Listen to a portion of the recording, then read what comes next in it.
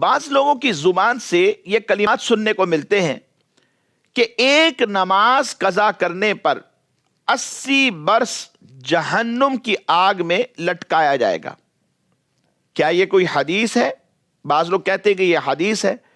क्या उनका ये कहना दुरुस्त है या नहीं है? नाज़रीन, सबसे पहले यह बात जहन में रखिए कि बिला वजह शरई जानबूझकर एक वक्त की भी नमाज कज़ा कर देना यह सख्त कबीरा गुनाह है, नाजायज है, हराम है।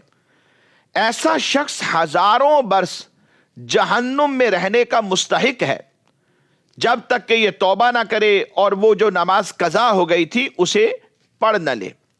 कुरान और हदीस में अगर आप देखें तो नमाज कज़ा करने की शदीद मुज़म्मत को बयान किया गया है। ऐसे बदनसीब लोगों का नाम रिवायतों में आता है कि जहन्नुम के दरवाजे पर लिख दिया जाता है, और दरवाजा भी वो कि जिससे ये जहन्नुम में बाद में दाखिल होंगे।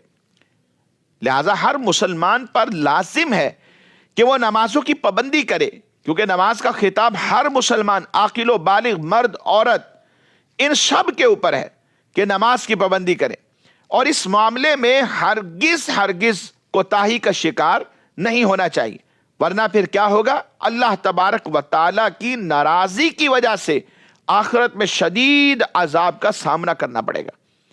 अलबत्ता जहां तक ये मामला है कि ये हदीस है या नहीं, यानी एक वक्त की नमाज कज़ा करने पर 80 बरस जहन्नुम में लटकाया जाएगा, ऐसी कोई हदीस हमारी नजर से किसी मोतबर किताब में नहीं गुजरी।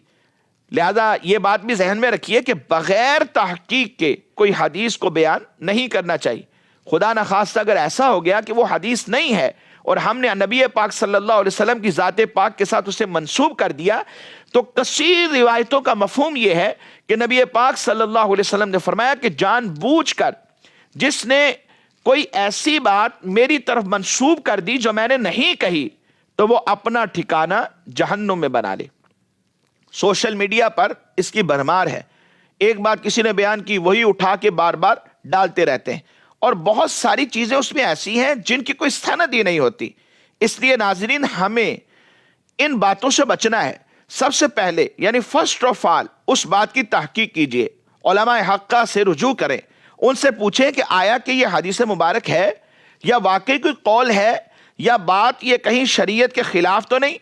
अगर हमें यह पता चले कि यह कोई कुरान की आयत है या हदीस मुबारक है, अगरचे किसी सहाबी का कौल है या किसी ताबई का कौल है या बुजुर्गान दीन के अक़वाल में से है या कोई दीनी बात है, शरीयत की कोई बात है, तो फिर उसे आगे सेंड करना चाहिए या लोगों में शेयर करना चाहिए।